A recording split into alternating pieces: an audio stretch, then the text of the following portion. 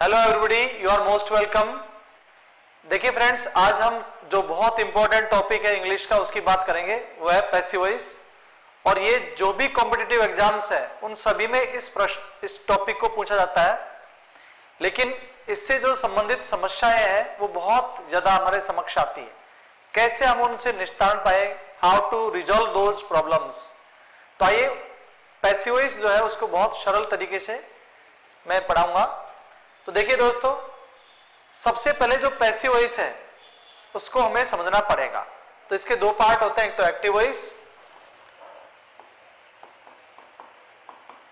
Active voice और दूसरा part होता है पैसिव वॉइस। देखिए एक्टिव वॉइस में क्या होता है कि जो सब्जेक्ट होता है, एक्शन होता है, उसका डूअर होता है। जब भी किसी सेंटेंस के शुरू में काम को करने वाला होता है, कोई भी वर्ब होती है, अगर उस वर्ब को काम को करने वाला होता है तो होता है सब्जेक्ट। और ध्यान रहे, एक्टिव वॉइस और टेंस दोनों एक ही चीज होती है। चाहे आप टेंस कहो या एक्टिव वॉइस कहो, दोनों एक ही होते हैं, क्योंकि दोनों को ही शुरू में क्या होता है, सब्जेक्ट। जबकि पैसिव वॉइस जो होता है उसके शुरू में क्या होता है, ऑब्जेक्ट। उसके शुरू में क्या होता है, हमारा ऑब्जेक्ट होता है, नहीं एक्शन का डूअर नहीं होता। जैसे मैंने एक सेंटेंस लिखा कि मोहन या Mohit is selling books. Mohit is selling books. अब इसमें क्या करना है कि मोहित है जो सेलिंग कर रहा है, तो यह एक्शन का डूअर मोहित है, तो यह एक्टिव वॉइस कहेगा। अब चाहे मैं इसको एक्टिव वॉइस कहूं या टेंस कहूं, दोनों एक ही चीज है। अगर इसी सेंटेंस को मैं कहूं कि books are being sold, books are being sold by Mohit, तो ये हो गया क्या, हमारा पैसिव वॉइस। तो यहां पर एक्शन का डूअर है, जबकि यहां पर एक्शन का डूअर है नहीं, ये पैसिव वॉइस हो गया हमारा। तो जब काम करने वाला नहीं हो तो पैसिव वॉइस, और यदि एक्शन का डूअर हो, काम करने वाला हो, तो क्या कहलाता है, एक्टिव वॉइस। अब हम लोग पैसिव वॉइस के जो रूल्स हैं उनकी सिस्टमैटिक तरीके से स्टडी करेंगे दोस्तों। देखो, जो पैसिव कंस्ट्रक्शन है, पैसिव कंस्ट्रक्शन, उसके क्या क्या रूल्स हैं, क्या क्या रेगुलेशंस हैं, वो हम पढ़ेंगे। सबसे पहला जो पैसिव वॉइस बनाने का रूल होता है, यानी पैसिव वॉइस बनाते समय हमेशा क्या आती है, वर्ब की थर्ड फॉर्म आती है।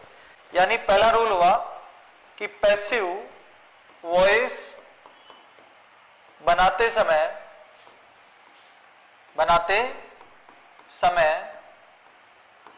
हमेशा वर्ब की थर्ड फॉर्म आती है। क्या आती है, वर्ब की थर्ड फॉर्म आती है।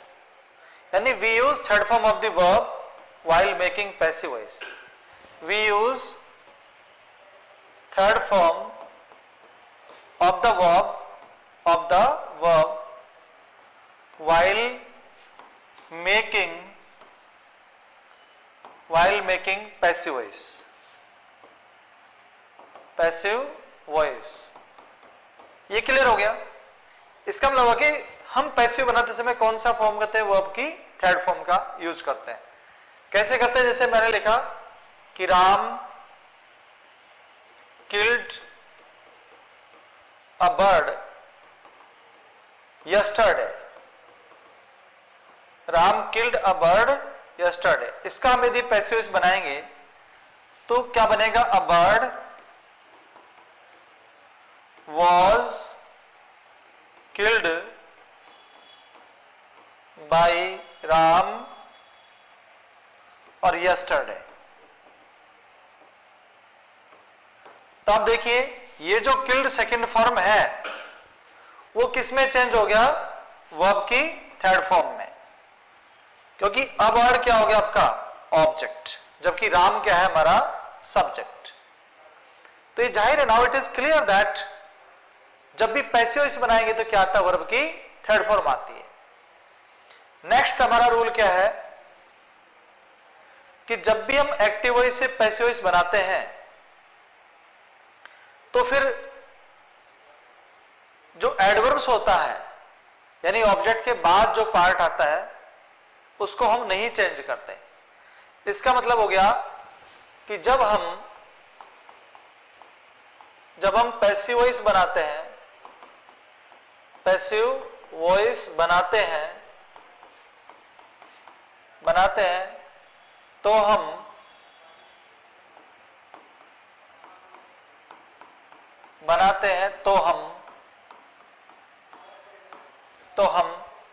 ऑब्जेक्ट के बाद वाले भाग को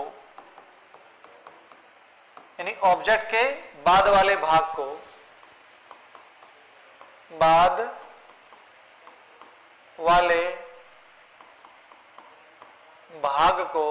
नहीं बदलते हैं। इसका मतलब जो भी, अब बाद वाला भाग क्या होता है दोस्तों, वो होता है एडवर्ब्स, यानी एडवर्बियल्स जो होता है उसको हम नहीं बदलते। इसका मतलब वो क्या होता है भाई, मैं इंग्लिश में लिख देता हूं, देखिए, when we make passive voice we do not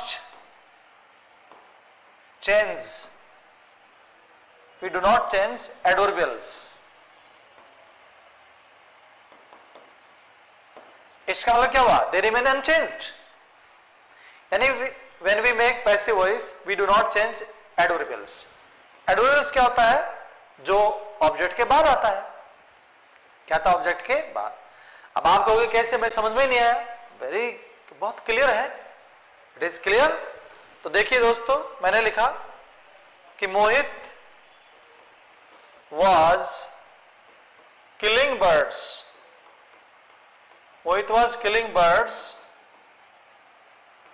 in the forest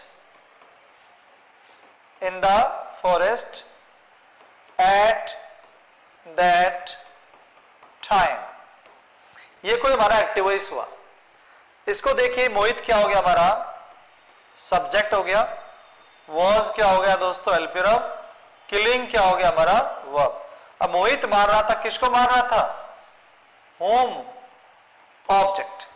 तो ऑब्जेक्ट क्या होता है दोस्तों, जब हम वर्ब से व्हाट और होम का क्वेश्चन करते हैं और जो रिसिपिएंट होता है, जो एक्शन, जो जवाब मिलता है, that response is object. Very simple. तो ये हमारा ऑब्जेक्ट। अब कहां मार रहा था, इन द फॉरेस्ट। तो जो वेयर का जवाब होता है, कहां का जवाब होता है, वो कहां का जवाब क्या होता है, एडवर्ब ऑफ प्लेस। तो ये क्या हो गया हमारा, adverb of place. Adverb of place क्या होते हैं, जो सभी स्थान सूचक शब्द है, सब क्या कहलाते हैं, जैसे इन the forest, in the river, in the market, in the street. कहां का जवाब आता है वो क्या कहलाता है, एडवर्ब ऑफ प्लेस। अब कब मार रहा था, when, at that time। तो दोस्तों at that time क्या हो गया, एडवर्ब ऑफ टाइम। ये हो गया हमारा एडवर्ब ऑफ टाइम। इसका मतलब ये जाहिर है कि ना तो एडवर्ब ऑफ प्लेस चेंज होगा, ना एडवर्ब ऑफ टाइम चेंज होगा। We don't change these words, they remain unchanged। Adverb of place भी नहीं बदलेगा तो एडवर्ब ऑफ टाइम भी नहीं बदलेगा। क्या, ऑब्जेक्ट। तो हम कैसे बदलेंगे, ऑब्जेक्ट को लाएंगे शुरू में। तो हमारा हो गया बर्ड्स। अब बर्ड्स के साथ क्या होगा, ध्यान रहे, एक्टिव जब पैसिव बनाएंगे तो इस वाज को यहां नीचे टेक डाउन नहीं करेंगे। ये जो हेल्पिंग है अकॉर्डिंग टू ऑब्जेक्ट आती है, तो वाज और में से क्या आएगा दोस्तों, वर आएगा। अब आईएनजी हो तो क्या आता है, बीइंग। ये मैं आगे की क्लास में बताऊंगा कि कैसे ये आया बीइंग। उसके बाद क्या आएगा, थर्ड फॉर्म क्या आएगी, क्योंकि पैसिव वॉइस बनाते समय थर्ड फॉर्म आता है, तो इसका आएगा किल्ड बाई। मोहित का क्या आएगा, मोहित, और इसमें चेंज नहीं होगा, यानी in the forest at that time है, ये एज इट इज लिखा जाएगा। We don't change this kind of things at all. हम इनमें बिल्कुल भी चेंज नहीं करते हैं। तो यहां पर इन द फॉरेस्ट और एट दैट टाइम में कोई भी चेंज नहीं होगा, इसको हम एज इट इज नीचे लिख देंगे। तो यहां तक आपको समझ में आ गया होगा कि जब भी हम पैसिव वॉइस बनाते हैं तो ऑब्जेक्ट के बाद वाले भाग को नहीं बदलते, यानी जो पार्ट ऑब्जेक्ट के बाद आता है वो अनचेंज्ड रहता है, इट रिमेन्स अनचेंज्ड। अब आप देखिए कि ये ऑब्जेक्ट क्या होता है, ऑब्जेक्ट का पता कैसे चलाएगा सेंटेंस में?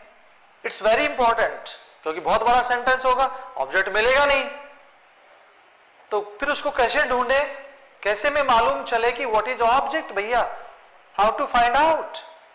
देखिए कैसे भाई, जब भी कोई वर्ब होती है और यदि उस वर्ब से हमने व्हाट और whom का क्वेश्चन किया तो जो रिस्पॉन्स मिलेगा that response is called object. वो रिस्पॉन्स क्या होता है? हमारा ऑब्जेक्ट होता है, और उसी को क्या बनाते हैं फिर बाद में, शुरू में उसका यूज करते हैं। और ये जो ऑब्जेक्ट लेती है कैसी वर्ब होती है? ये ट्रांजिटिव वर्ब होती है दोस्तों। तो पैसिव वॉइस कौन सी वर्ब का बनता है? ट्रांजिटिव वर्ब का। देखो, यानी हम पैसिव वॉइस ट्रांजिटिव वर्ब से बनाते हैं, ट्रांजिटिव वर्ब से ही बनाते हैं। यानी पैसिव वॉइस किससे बनता है? ट्रांजिटिव वर्ब से। अब ट्रांजिटिव वर्ब्स क्या होती है? जो अपने बाद ऑब्जेक्ट लेती है। कैसे पता पड़ेगा ऑब्जेक्ट है कि नहीं? वर्ब से व्हाट और क्वेश्चन पूछो, क्या और किसको। अरे व्हाट क्या हो गया, इससे क्या और किसको का प्रश्न पूछो, तो जो जवाब होगा क्या होगा? ऑब्जेक्ट। आपको कि नहीं समझ में आया? देखो, मैंने एक सेंटेंस लिखा कि we wrote stories last year. ये कोई सेंटेंस है कि we wrote stories last year, we wrote stories last year. अब हम क्या करेंगे? कैसे ऑब्जेक्ट है? हमने लिखी तो क्या लिखी? स्टोरीज ऑब्जेक्ट हो गया, तो ये ऑब्जेक्ट आ गया ना, क्योंकि हमने लिखी, क्या लिखी? स्टोरीज। क्या व्हाट का जवाब मिल गया? कब लिखी? लास्ट ईयर है, तो बदलेगा नहीं, क्योंकि समय सूचक शब्द है ना। जितने भी टाइम इंडिकेटिंग वर्ड्स हैं, समय सूचक शब्द है, उन्हें नहीं बदलते हैं। तो अब क्या करेंगे? स्टोरीज आएगी शुरू में, तो स्टोरीज, फिर क्या आएगा? वर रिटर्न, क्योंकि थर्ड फॉर्म आएगी ना। अब हमने तो बोला कि थर्ड फॉर्म आएगी, लेकिन हमें थर्ड फॉर्म याद होना चाहिए, तभी राइट रोट रिटर्न को हम लोग लिख पाएंगे। Return, stories were written by. अब क्या आएगा? वी का, वी का हो जाएगा अस, और लास्ट ईयर का कोई चेंज नहीं होगा, लास्ट ईयर। दोस्तों, इसमें हम कोई भी चेंज नहीं करते, क्योंकि ये हमारा क्या हो गया? ये हमारा ऑब्जेक्ट हो गया। तो इसके बाद क्या आएगा? वर, थर्ड फॉर्म क्या आएगा? रिटर्न। इस तरह करके हम लोग ऑब्जेक्ट को ढूंढते हैं। ये ऑब्जेक्ट को ढूंढने का सबसे अच्छा तरीका है, क्योंकि बड़े सेंटेंस के अंदर ऑब्जेक्ट मिलता नहीं है और हम लोग उस ऑब्जेक्ट को ढूंढते रहते हैं। अब जो इसमें सबसे इंपॉर्टेंट चीज है वह है प्रोनाउन संबंधी परिवर्तन। प्रोनाउन को हम लोग कैसे चेंज करते हैं पैसिव में, वो देखना है। तो नेक्स्ट जो रूल है हमारा है प्रोनाउन संबंधी परिवर्तन, यानी प्रोनाउन संबंधी परिवर्तन, प्रोनाउन संबंधी परिवर्तन। अब कैसे हम प्रोनाउन को चेंज करेंगे, क्या इसके रूल्स हैं, वो हम लोग देखते हैं। यानी जब भी किसी सेंटेंस में जैसे आई आ गया, आई को किस में बदल देंगे? मी में। वी को किस में चेंज करेंगे? अस में। यू को किस में चेंज करेंगे? यू में। दे को किस में चेंज करेंगे? दे में ही चेंज रहेगा। यू का, उसके अलावा शी का किस में चेंज करेंगे? हर में। ही किस में चेंज होगा? हिम में। इट का इट ही रहता है, और नाम का भी नाम ही रहता है। नाम का भी क्या होता है? नाम ही रहता है, यानी नेम का नेम ही रहेगा, नेम का नेम ही रहेगा। इस तरह से प्रोनाउन चेंज करते हैं हम, यानी प्रोनाउन रिलेटेड चेंजेस हो गए, यानी प्रोनाउन related changes। ये क्या हो गया, मेरे प्रोनाउन संबंधी परिवर्तन हो गए, ऐसे में चेंज होते हैं। अब आपको कि हमें नहीं समझ आया कैसे चेंज हो गए, क्या लिख दिया ये, तो देखो आप, मैंने लिखा आई हेल्प्ड देम लास्ट ईयर। आई हेल्प्ड देम लास्ट ईयर, मैंने लास्ट ईयर उनकी सहायता की। तो लास्ट ईयर क्या होगा, एडर ऑफ टाइम, इसमें तो चेंज होगा नहीं, क्योंकि पहले पढ़ा ना कि जब भी समय सूचक शब्द आता है उसको हम चेंज नहीं करते हैं। तो दोस्तों देम का क्या हो जाएगा, दे, क्योंकि पीछे अगर देम था तो आगे क्या हो गया, दे।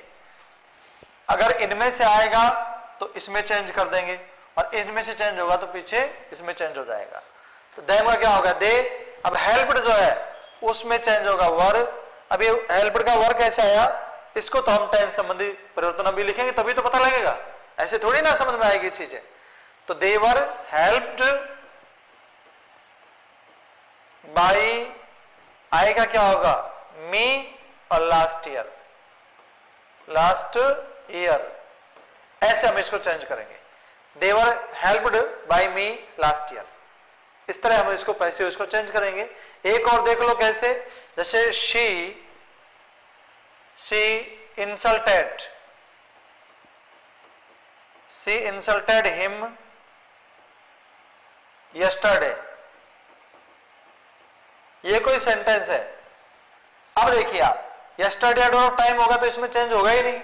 पहले बोला कि जो भी समय सूचक शब्द है उसमें कोई चेंजमेंट नहीं होता है।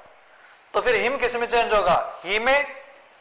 अब इंसल्टेड कौन सी फॉर्म है, सेकंड फॉर्म, तो क्या आएगा, ही वॉज। अब इंसल्टेड आ जाएगा इधर, he was insulted by, she का क्या आएगा, हर, और यस्टरडे का क्या आएगा, यस्टरडे आएगा।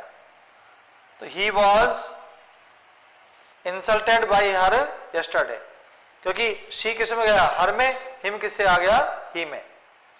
यानी क्योंकि पीछे क्या था, हर था, इसलिए आगे क्या आ गया, शी, और आगे ही था, उसका किस में चेंज होगा, हिम में। यहां से हम लोग इनको चेंज करते हैं, अरे भाई हिम का किस में आएगा, ही में, और शी किस में गया, हर में। हिम का ही में आ गया और शी किस में गया, हर में। अब इनके पहले क्या लगेगा, सबके बाई, हम बाई का प्रयोग कर देते हैं, इसीलिए देखो क्या आ गया था, बाई में आ गया, और यहां पे क्या आएगा, बाई हर। तो इनके पहले क्या आ जाएंगे दोस्तों, बाई का प्रयोग हम करेंगे, यह है इंपॉर्टेंट। अब आप देखो टेंस संबंधी, इसी में एक और है, एक और यह है कि अगर किसी भी एक्टिव वॉइस के अंदर कोई पॉजेसिव एडजेक्टिव आता है तो पैसिव बनाते समय उसमें कोई चेंज नहीं करते हैं। देखिए रूल कैसे, यानी जब एक्टिव वॉइस में कोई पॉजेसिव एडजेक्टिव आता है, कोई पॉजेसिव एडजेक्टिव आता है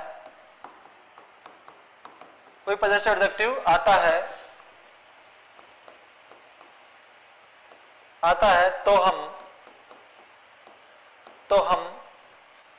पैसिव बनाते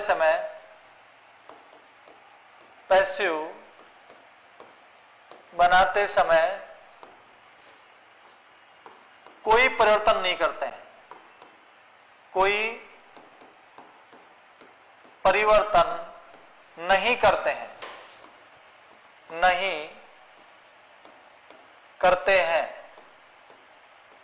इसका मतलब क्या हुआ, जब भी कोई पॉजेसिव एडजेक्टिव आता है तो पैसिव बनाते समय उसमें कोई चेंज नहीं करते हैं।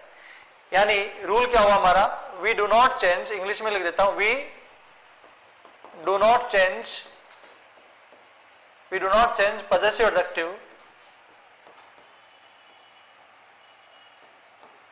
possessive adjectives while making passive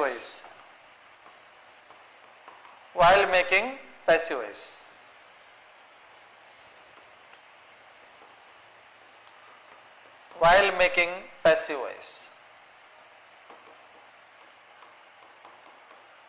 यानी पैसिव बनाते समय पॉजिटिव एडजेक्टिव में कोई चेंज नहीं करते। अब आपको पॉजिटिव एडजेक्टिव होते क्या है वो जरूरी है ना। तो पॉजिटिव एडजेक्टिव क्या होते हैं? My, our, your, his, her, their, its और नेम्स। ये सभी दोस्तों क्या होते हैं? Positive adjective. यानी चाहे वाक्य शुरू में आए सब्जेक्ट के रूप में या वर्ब के बाद ऑब्जेक्ट के रूप में आए, इसमें हम परिवर्तन नहीं करते हैं। We don't change positive adjectives while making passive voice, they remain unchanged, they remain unchanged. कैसे रहते हैं अनचेंज्ड? देखना यही तो है। अब देखो दोस्तों, मैंने एक सेंटेंस लिखा, सेंटेंस आगे लिखते हैं, देखो कि my brother helped your friend last week. ये कोई हमारा सेंटेंस है, यानी my brother helped your friend last week. अब इसका पैसिव बनाना है, तो माई भी पॉजिटिव एडजेक्टिव आ गया और योर भी क्या हो गया? पॉजिटिव एडजेक्टिव, क्योंकि अभी लिखे थे हमने। तो ना तो इसमें कोई चेंज होगा ना ही इसमें कोई चेंज होगा। अब लास्ट ईयर क्या हो गया? एडवर्ब ऑफ टाइम, इसमें चेंज ही नहीं होगा। तो कैसे चेंज हो गया? देखिए, योर फ्रेंड इधर आएगा। अब क्या होगा योर फ्रेंड के अनुसार? हेल्प्ड सेकंड फॉर्म है, तो was helped bye my brother, ऐसे कैसे आएगा? और लास्ट वीक का लास्ट वीक, और लास्ट वीक का लास्ट वीक। देखो, ये सब्जेक्ट था तो हमने नहीं चेंज किया, ये ऑब्जेक्ट था तो इसका भी चेंज नहीं किया। बदलेंगे नहीं दोस्तों। अगर पॉजिटिव एडजेक्टिव के बाद कोई नाउन आता तो उसको नहीं बदलते। जैसे एक और लिख देते हैं कि her husband insulted my father in the market that day. ये कोई सेंटेंस है, तो हम क्या करेंगे? एक तो माई हर हस्बैंड हो गया, एक माई फादर हो गया, दोनों अलग अलग है। इंसल्टेड सेकंड फॉर्म होगी, तो अब माई फादर को चेंज नहीं करेंगे, तो माई फादर ऐसा कैसे आएगा? अब इंसल्टेड कौन से हो? सेकंड फॉर्म है, तो वाजर में जाएगी। तो क्या आएगा? माई फादर कहां चेंज हुआ? फिर क्या आएगा? Was insulted by her husband, by her husband. और इन द मार्केट और दैट डे को चेंज नहीं करेंगे, क्योंकि कहा कि मार्केट में कब की? उस दिन, तो बदलेंगे नहीं ना। अरे भाई, चाहे स्थान सूचक शब्द हो या time indicating word, so we don't change, they remain unchanged, am I right? So all the place indicating words we don't change while making passive voice. Time indicating words remain unchanged, we don't change, we don't change, नहीं बदलेंगे। क्यों बदलेंगे? Subject का object और object का subject. अब देखिए, अभी टेंस संबंधी परिवर्तन कैसे आता है दोस्तों? एक ही चीज ध्यान रखनी है, अगर आपको बी की फॉर्म्स याद है तो मुझे नहीं लगता टेंस संबंधी परिवर्तन आप गलत कर सकते हो। सिर्फ बी की फॉर्म्स। अब बी की फॉर्म्स क्या होती है, ये बहुत इंपॉर्टेंट है। तो बी का फर्स्ट फॉर्म होता है इज, एम और आर। बी की सेकेंड फॉर्म होती है दोस्तों वाज, वर। और बी का थर्ड फॉर्म होता है बीन। और बी में आईएनजी होती है बीइंग, और 2 प्लस V1 होता है टू बी प्लस V3। तो हम लोग यही एक चीज पढ़ेंगे, ये हो गया फर्स्ट फॉर्म, ये हो गया सेकंड फॉर्म, ये हो गया थर्ड फॉर्म, और ये हो गया फर्स्ट फॉर्म में क्या हो गया आईएनजी। इसका मतलब ये बी की क्या होगी फॉर्म्स होगी। पैसिव बनाने के लिए आपको बी की फॉर्म्स का नॉलेज होना जरूरी है। अब ये तो बी की फॉर्म्स होगी, आपको कि इसको हम पैसिव में कैसे अप्लाई करें, हमें तो नहीं मालूम, हम लोग इसको कैसे इंप्लीमेंट करेंगे भाई, उसकी चिंता मत करो, वो बिल्कुल आपको समझ में आएगा। पहले लोग का जो तरीका है वो देखो, क्या जैसे ये तो बी की फॉर्म्स का तरीका हो गया। अब हम लोग जो पैसिव इसको पढ़ते हैं उसमें टेंस संबंधी परिवर्तन कैसे करते हैं देखो, यानी टेंस रिलेटेड चेंजेज, यानी टेंस संबंधी परिवर्तन। तो टेंस संबंधी परिवर्तन को करने के लिए क्या होगा, देखिए इसके जो फॉर्मेशन बनेंगे V1 या V1 प्लस S या ES हो, तो उसको हम चेंज करते हैं दोस्तों is M R plus third form, क्योंकि फर्स्ट फॉर्म आ गया। वैसे भी फर्स्ट फॉर्म किस में जाती है, is M R plus V third. First form में ऐसे ऐसे तो भी इसी में जाएगा, क्योंकि फर्स्ट फॉर्म आ गया। तो बी की फर्स्ट फॉर्म क्या होगी इज M R, बी की फर्स्ट फॉर्म क्या होगी इज M R। दूसरा है do does not plus V1, ये किस में जाता है भाई, डू भी फर्स्ट फॉर्म आ गया ना, तो बी की फर्स्ट फॉर्म क्या होती है is M R। Is M R not plus क्या आएगी वर्ब की थर्ड फॉर्म, ये हो गया प्रेजेंट इंडेफिनिट, क्योंकि डू फर्स्ट फॉर्म होती है तो बी की फर्स्ट फॉर्म क्या होगी इज M R। अब लिखा हमने सेकंड फॉर्म, अगर सेकंड फॉर्म यानी past indefinite tense second form आ गया, पैसिव पढ़ रहे हैं तो दोस्तों बी की फॉर्म आएगी ना, तो बी का सेकंड फॉर्म क्या होता है दोस्तों वाज वर।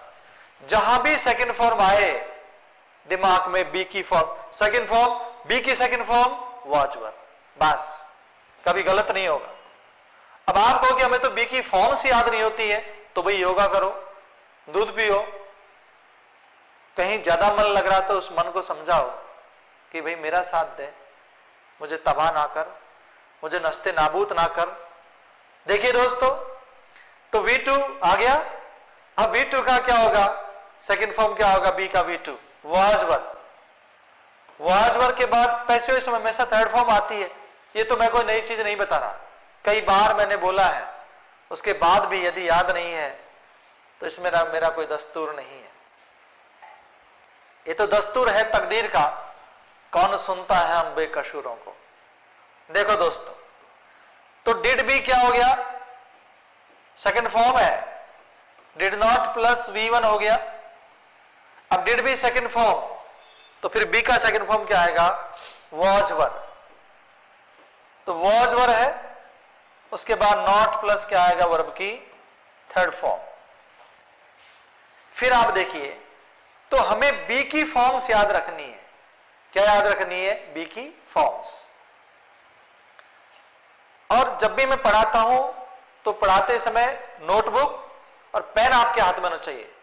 देखो ग्रामर कैसे याद होती है। फिर उसके बाद है, अगर हम लोग कंटिन्यूअस टेंसों की बात करें तो देखो कैसे आता है कंटिन्यूअस। अरे भाई एज एम आर, इसमें क्या आती है आईएनजी, इज एम आर में क्या आती है आईएनजी, और वाज वर में भी क्या आता है, वाज वर में भी क्या आता है आईएनजी। आईएनजी आ रही है, तो आईएनजी आते बी ध्यान रखा करो, आईएनजी तो बी में आईएनजी क्या आएगी बीइंग, आईएनजी हो गया ना। तो दोस्तों हम इजमार में तो कोई चेंज करते ही नहीं है, इजमार को तो ऐसे कैसे ही टेक डाउन कर देते हैं, वाज वर्ब को भी हम लोग वैसे के वैसे ही टेक डाउन कर देते हैं, और उसके बाद आईएनजी आ रहा है ना, तो बी की फॉर्म्स यूज करना है। तो आईएनजी आ गया तो बी लिख दो, तो बी में आईएनजी क्या होगा बीइंग, तो बी में आईएनजी क्या होगा, बीइंग। यहां भी आईएनजी तो बी समझ जाओ दिमाग में, तो बी का आईएनजी क्या होगा, बी में आईएनजी क्या आएगा, बीइंग। यानी जहां भी आईएनजी आए तो दोस्तों आप बी का फॉर्म्स लगाएं। जहां भी आईएनजी आएगी दोस्तों तो वहां पर क्या आएगा, बी का फॉर्म्स आएगा। आईएनजी आ गया। इसके बाद पैसिव इसमें क्या आएगा, हमेशा वर्ब की थर्ड फॉर्म आती है। हमेशा क्या आती है, वर्ब की थर्ड फॉर्म। ये कोई नई चीज नहीं बता रहा, it's very common thing you studied in the previous topic. तो आईएनजी आ गया तो बी याद रखो, बी में आईएनजी क्या आएगा, बीइंग। अब आप देखिए next process. Next process has have के बाद क्या आती है, वर्ब की थर्ड फॉर्म। अब आपके पैसिव बनाने के समय क्या किया, बी की फॉर्म से याद रखनी है ना, तो भाई बी यहां लिख देना है, दिमाग में रखना है बी। पैसिव सोल्व करना हो तो बी याद रखो जिंदगी में। अब आप देखो ये थर्ड फॉर्म था बी, तो हम लोग हैज हैव में तो कोई चेंज करेंगे नहीं, मगर ये मत भूलो कि ऑब्जेक्ट के अनुसार नहीं बदलती है, इसे हम ऑब्जेक्ट के साथ चेंज कर देते हैं। ध्यान रखिए, अगर ऑब्जेक्ट सिंगुलर हो तो दोस्तों सिंगुलर में हैज, अगर प्लूरल हो तो हैव। वो भी मैं लिखाऊंगा कि एक्टिव वॉइस की हेल्प वर्ब्स को नीचे हम लोग टेक डाउन नहीं करते, वो help verb according to object आती है। अगर हमारा ऑब्जेक्ट सिंगुलर तो हेल्प वर्ब भी क्या आएगी, सिंगुलर, और यदि ऑब्जेक्ट प्लूरल तो हेल्प वर्ब भी क्या आएगी, प्लूरल। इसलिए ये थर्ड फॉर्म है तो बी का थर्ड फॉर्म क्या आएगा, बीन, और हमेशा क्या आती है, वर्ब की थर्ड फॉर्म। फिर देखिए दोस्तों, हैड प्लस वी थर्ड, वही थर्ड फॉर्म। तो नई चीज क्या है, हैड का हैड रहेगा और थर्ड फॉर्म हो तो बी का थर्ड फॉर्म क्या होता है, बीन। कभी रटने की जरूरत नहीं होती है, क्योंकि बहुत सारे सब्जेक्ट पढ़ने पड़ते हैं। एसएसटी अलग, मैथ्स अलग, ज्योग्राफी अलग, हिस्ट्री अलग, केमिस्ट्री अलग, बायोलॉजी अलग, बहुत सारे सब्जेक्ट्स आते हैं। अब हमारे दिमाग की भी एक कैपेसिटी होती है, ये भी सीपीयू गर्म हो जाता है दोस्तों, बड़ी मशक्कत करनी पड़ती है, कैसी कैसी समस्याएं आती है हमारे समक्ष। आइए चुनौतियों का मिलकर करते हैं खात्मा। तो देखिए इसके बाद आता है दोस्तों मॉडल। अरे मॉडल के बाद आता है हैव, और फिर आएगी वर्ब की थर्ड फॉर्म। तो हमें क्या करना है, आगे ना थर्ड फॉर्म लगाएंगे ना बी, तो बताओ बी की थर्ड फॉर्म क्या आएगी, बीन। तो दोस्तों ये मॉडल आ गया, ये हैव आ गया, और थर्ड फॉर्म हो तो क्या आएगा, बीन, और फिर इसके बाद क्या आएगी, वर्ब की third form, right? So take care, when ing is used, we use being plus we third in continuous tenses. When third form is used after helping verb, we use been because the third form of the be is been. So I'm sure that you will not make any mistakes when you'll make passive voice, okay? और इसके बाद तो दोस्तों इसके बाद जो remaining topic है इसका टेंस का, और जो चीजें वो नेक्स्ट के हम लोग नेक्स्ट वीडियो में कर लेंगे। तब तक के लिए thank you very much, have a nice day, thank you all of you, thank you.